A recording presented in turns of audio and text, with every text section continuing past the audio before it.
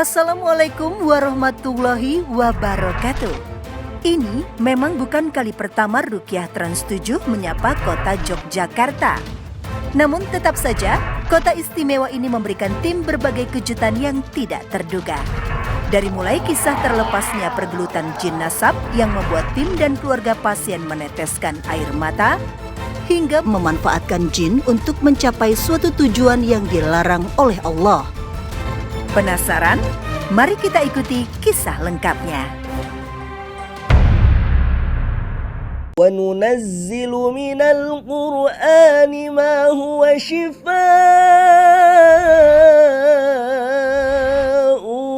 وَرَحْمَةٌ لِّلْمُؤْمِنِينَ.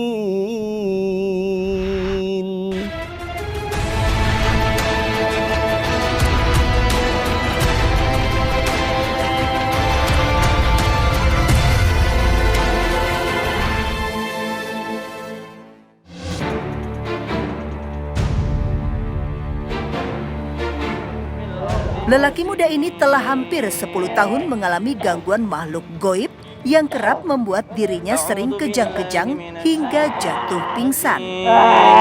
Wa in qataltum nafsan fadara'tum fiha wallahu mukhrijum. Menghilangkan ain atau hasad menjadi target pertama yang akan disembuhkan oleh Ustadz Muhammad Faizar.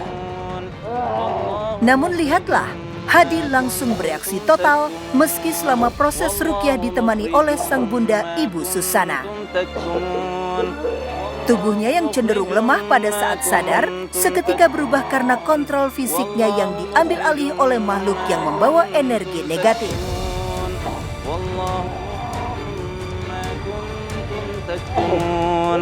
Wallahu mukhrijum ma kuntum taktumun.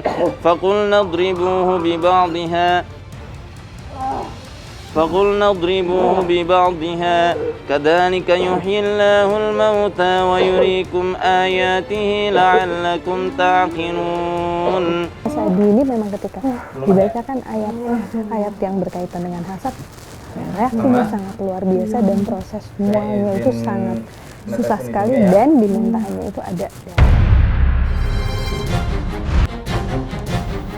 Ustadz Muhammad Faizar akhirnya meneteskan minyak habatus sauda ke dalam rongga hidung Hadi. Ini dikenal metode tas'id, bertujuan untuk mengeluarkan tumpukan lendir di dalam saluran pernapasan yang bisa menjadi sarang jin. Dan benar saja, Hadi kembali bereaksi.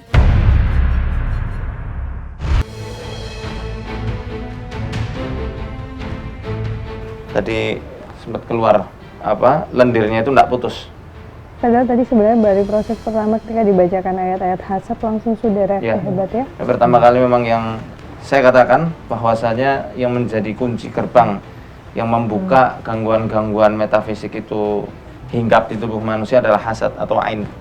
Maka yang perlu kita lakukan adalah membaca muawwidzat, ayat-ayat atau surat-surat yang disunahkan Nabi SAW untuk dibaca untuk perlindungan, khususnya Qulhu, Falak sama Nas, Al-Ikhlas, Al-Falak dan An-Nas.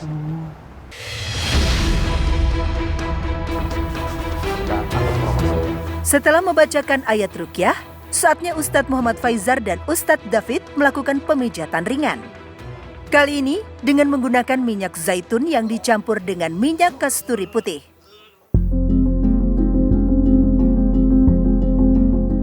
Awal ceritanya memang mengalami kondisi apa sih Mas Hadi? Waktu SMP kelas 2 itu pernah mainnya hal-hal yang gaib. Kan sekelas kita bermain bersama, belajar bersama. Nah itu ikut-ikutan, saya nggak tahu apa-apa, cuma ikut. Jalangkung merupakan permainan tradisional Nusantara yang umumnya berupa ritual pemanggilan entitas makhluk gaib untuk merasuki sebuah objek benda. Berinteraksi dengan jin meski dengan cara tidak sengaja atau bermain-main sama sekali tidak mendatangkan manfaat. Yang terjadi justru sebaliknya. Resiko tersakiti bisa timbul karena jin enggan meninggalkan si pemanggil bisa saja terjadi. Faktanya pada kasus Hadi, tak hanya gangguan akibat permainan pemanggilan makhluk halus. Selama proses ruqyah, Juga ditemukan unsur ain dan juga sihir yang menjadi tempat setan bersarang di dalam tubuhnya. Saya benar-benar tidak tega melihat apa yang harus dialami Hadi. Ustadz, kondisi yang dialami oleh Mas Hadi memang tadi reaksinya tergolong hebat ya. Lalu kesehatannya juga terus menurun dari mulai awalnya main-main, masalah goib, sampai akhirnya seperti ini. Kondisi apa ini Ustadz? Sebenarnya ini masalah ada nasab juga ya, jin genetik saya rasa kuat itu mengakar. Makanya ketika ada sedikit saja permainan yang memungkinkan bagi jin itu masuk, dia akan masuk dan dia akan mencari celah potensi penyakit apa yang sedang diderita oleh manusia yang dia ikuti. Dan jenis mediumisasi itu dilarang keras ya, termasuk dalam ruqyah syariah itu nggak boleh pakai mediumisasi, walaupun alasannya untuk mendakwahi jin dan dibenarkan. Manggil jin, ditarik, dimasukkan itu salah, cara-cara yang terlarang dalam praktek ruqyah.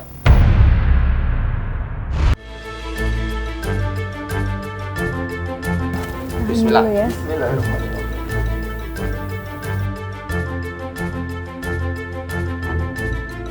Asupan jus seledri, kacang panjang, kenikir, dan juga wortel yang sudah diruqyah sekali lagi langsung membuat Hadi bereaksi. Saksikan upaya kami untuk menjaga Hadi, pemirsa.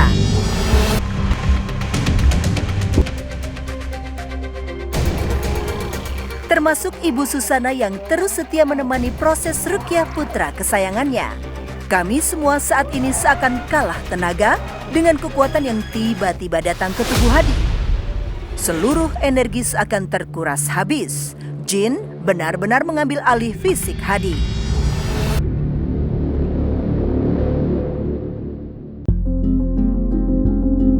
Ustaz Fajar, sekali lagi saya selama proses ruqyahnya Mas Hadi yang paling mencolok bagi saya adalah kondisi beliau ketika sadar penuh itu sangat lemah. Tapi ketika diambil alih oleh jinnya itu bisa reaksinya dan tenaganya berkali-kali lipat, bahkan 3 orang ini sampai berempat, sampai ibunya juga turun tangan, sampai kewalahan. Saya katakan ini jin dari untuk kanuragan, turun temurun. Dia pasti akan mengatakan aku pengen menjaga anak ini. Dan ini yang jadi bukti nyata bahwasannya kondisi Mas Adi ini bukan karena kejang biasa atau masalah psikologis biasa, enggak, tapi murni kena gangguan jin. Kalau misal penyakit ini dikatakan hanya sekedar depresi, hanya sekedar penyakit epilepsi biasa, kejang biasa atau masalah saraf biasa, ketika dia berontak enggak akan bisa sekuat ini. Dan dari suaranya berubah. Iya. Ini udah ada mbahnya Ustadz, mbahnya Adi yang nggih, Mbah Putri. Mbak putrinya, sini Mbak.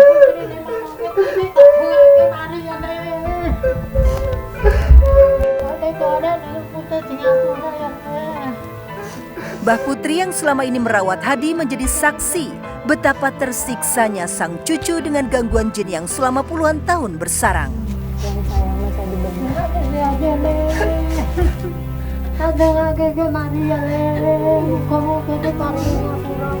Kalau sing kuasa lantaran karo Pak Ustadz ya le.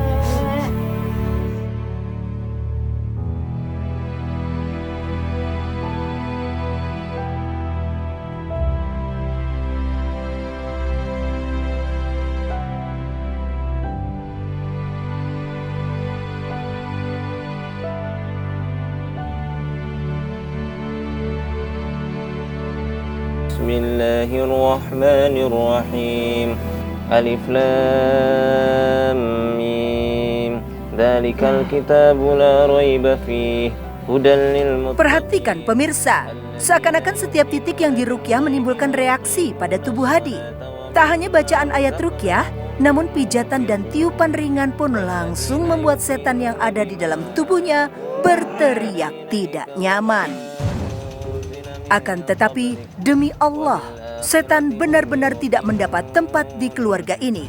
Lihatlah dukungan sang ibu, nenek, dan seluruh keluarga yang menyaksikan serta pertolongan Allah menjadi jalan terang kesembuhan Hadi. Innal ladzina kafaru sawa'un 'alaihim a'andartahum am lam tundirhum la yu'minun. Ini sedang dicek ya pemirsa sama Mas David. Titik apa itu, Mas?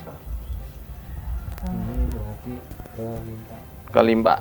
Jadi organ limpanya yang sedang dipijit dan diruqyah sama Mas David.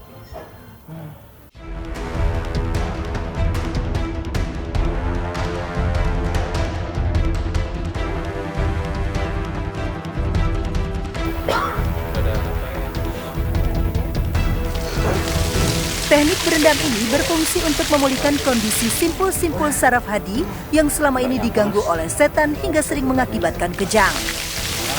Bahannya berupa air yang telah dicampur dengan garam kasar, bubuk bidara, serta dibacakan ayat-ayat ruqyah. Keluar kamu sini. Mengetahui ikatan-ikatan setan yang akan terbongkar dengan terapi rendaman ini, jin yang ada di dalam tubuh Hadi sekali lagi mengeluarkan suara-suara. Ambil keris itu di situ. Nih, lihat tuh nih. Tuh lihat tuh mbahnya udah bawa tuh. Lihat. Lihat tuh lihat. Enggak gerak.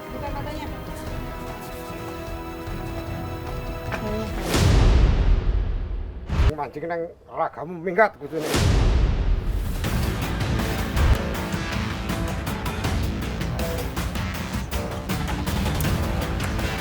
Bismillah, Allahu Akbar.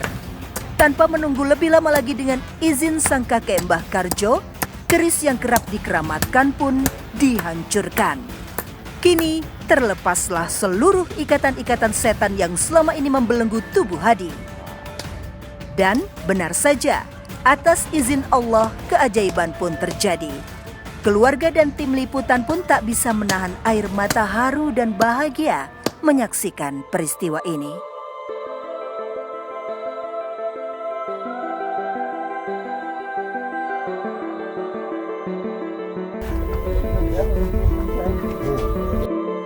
Jangan lupa sholat 5 waktu.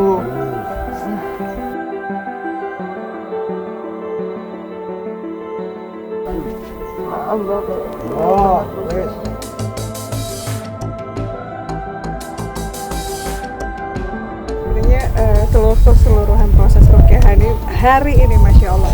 Jadi memang ruqyah itu bukan cuma sekedar proses sederhana di mana dibacakan ayat-ayat ruqyah, tapi sebenarnya pendukung terbesar adalah kesembuhan dari Allah Subhanahu wa taala. Seperti tadi yang dibilang oleh Ustaz Faizar, lafaz istighfar sangat membantu proses kesembuhan Mas Hadi hari ini, dan dukungan keluarga itu adalah juga salah satu kekuatan terbesar.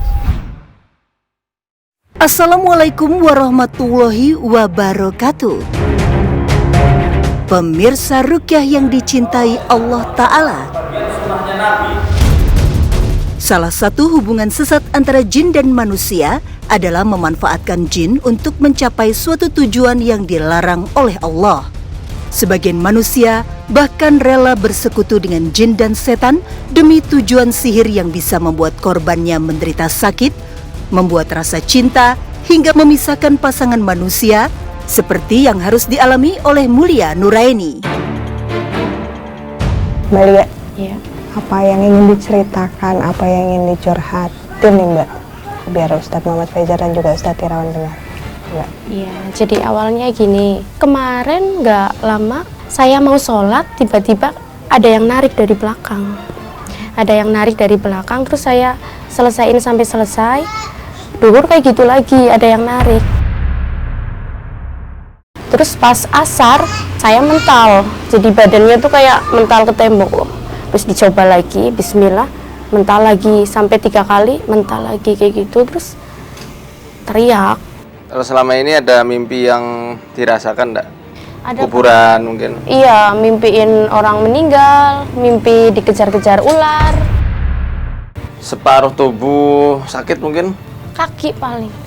Sakitnya kayak apa? Kesengkram? Daerah mana yang sering sakit? Kaki kanan. Sering mimpi ini enggak seakan-akan jatuh dari tempat tinggi? Sering banget. Sering. Iya. Sampai kebangun itu. Saya rasa ini jenis-jenis ilmu pelet. Kalau seperti ini keadaannya, sehingga mata yang dia serang. Sekarang matanya sering ngerasa buram atau kunang-kunang? Iya. Nanti akan kita obati juga insya Allah.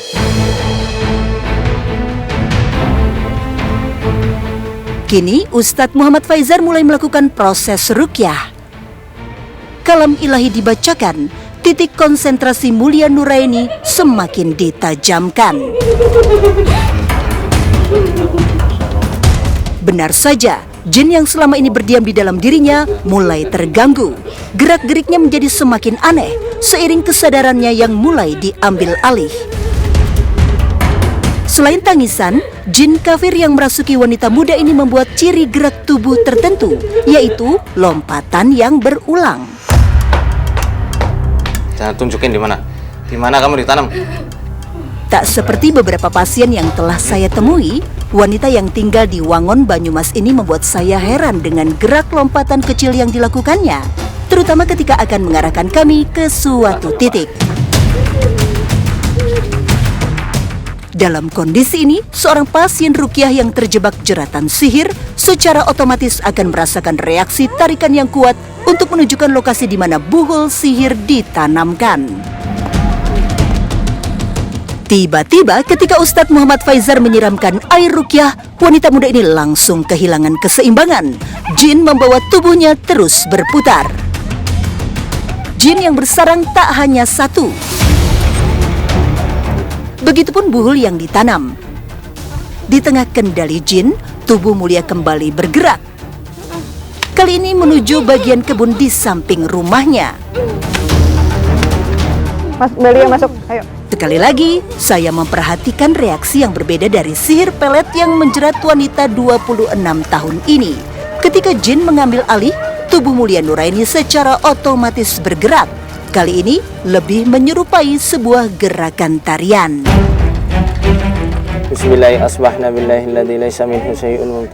Faktanya, sihir pelet atau pengasihan telah melegenda di kalangan masyarakat Indonesia. Salah satu pengasihan bahkan konon punya kekuatan untuk memikat lawan jenis tingkat tinggi. Ustadz Muhammad Faizar kembali meruqyah air dan garam. Oh, ini tidak memang. Target lokasi ruqyah berikutnya adalah sumur di bagian belakang rumah. Jin telah terpojok, tak bisa lagi mengelak ketika kami menemukan tempatnya selama ini bersarang. Hal ini terlihat dari tangisan Mulia ketika kedok sihir pelet mulai terbongkar. Ya pemirsa, sumur ini menjadi ladang kehidupan dan bahkan biasanya menjadi sumber penghidupan di dalam rumah tangga. Nah, biasanya para tukang sihir sering sekali meminta denah rumah dan mereka akan mentarget sumur dan juga di area-area yang vital di dalam sebuah rumah. Maka ketika kita bacakan ayat ruqyah khusus yang dituliskan oleh Syekh Wahid Abdul Salam Bali hafizahullah taala, seketika itu juga jin yang ganggu Mbak Lia selama ini bereaksi lebih keras daripada sebelumnya. Nah, selanjutnya baru kita akan berikan air yang ada di sumur ini untuk langsung disiramkan ke bagian tubuhnya. Sambil disiramkan air sumur yang telah diruqyah ke seluruh badan, Mulia juga terus meniatkan di dalam hati untuk meluruhkan semua titik sihir lewat jari-jarinya. Sok-sok, sok-sok. Di sela-sela jari juga. Alhamdulillah, setelah melalui proses panjang, kini kondisi Mulia semakin membaik dan sudah bisa mengendalikan diri. Alhamdulillah pemirsa, setelah kita berikan air sumur, ya, yang ini sumur keluarga ya, sudah lama. Oh, orang malah justru orang-orang sekitar itu lebih baik lagi. Maka sekalian kita ruqyah supaya penduduk sini semuanya keruqyah semuanya. Ya, ini langsung sadar. Tinggal kita berlanjut ke langkah pengobatan selanjutnya. Racikan ramuan herbal akan menjadi penyempurna ikhtiar kesembuhan proses ruqyah. Bismillahirrahmanirrahim. Qul huwallahu ahad, Allahus samad, lam yalid wa lam yulad wa lam yakul lahu kufuwan ahad. Tepung talbinah diriwayatkan oleh Aisyah radhiyallahu anhu, Rasulullah bersabda, talbinah dapat menyegarkan hati orang yang sakit dan dapat menghilangkan sebagian rasa sedih. Ini sebabnya talbinah disebut sebagai salah satu obat ala Rasulullah.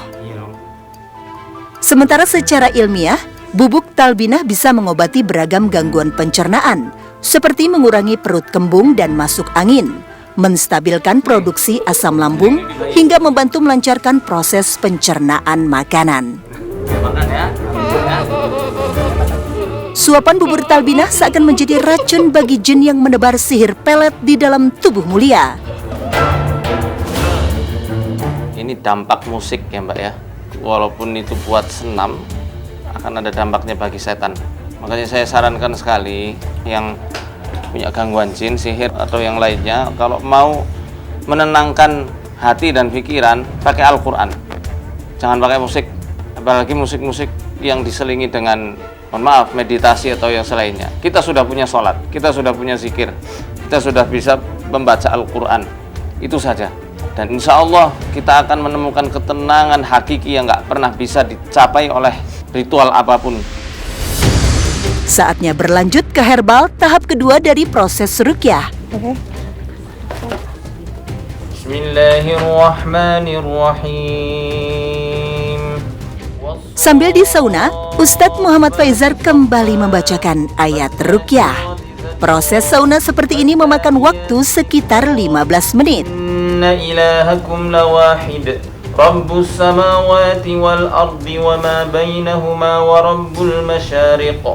Inna zayyana as-samaa'a ad-dunya bizinatinil kawakib wa hifdhan min kulli syaitanin marid. La yasma'una ilal mala'il a'la wa yuqdafuna min kulli janib duhuran wa lahum 'adabun wasib illa man khatifal khatfata fa atba'ahu shihabun thaqib. Tahap terakhir setelah di sauna, kini wajah mulia akan diberikan masker. Campuran dua bahan madu dan kayu manis punya manfaat sebagai antimikroba. Kayu manis bermanfaat sebagai astrigen untuk mengecilkan pori-pori wajah. Selain itu juga berkhasiat untuk menyembuhkan luka dan anti penuaan dini. Ketika ruqyah, mungkin gangguan jin dan sihir terlepas saat itu juga. Namun ingat ya ikhwah, bahwasannya jin itu adalah sebuah penyakit yang mereka bisa berpikir, mereka bisa menyusun strategi yang bisa menyerang korbannya kapan saja ketika korban itu melemah. Oleh karenanya, yang paling penting dan paling utama dalam proses terapi Quran yang panjang ini justru bukan di saat ruqyahnya, tetapi pasca ruqyah. Apa yang dilakukan oleh marqi? Apakah betul-betul berkomitmen untuk hijrah secara total dan sempurna, atau masih kembali kepada kebiasaan-kebiasaan lama yang membuat jin merasa betah dan kuat di dalam tubuh korbannya?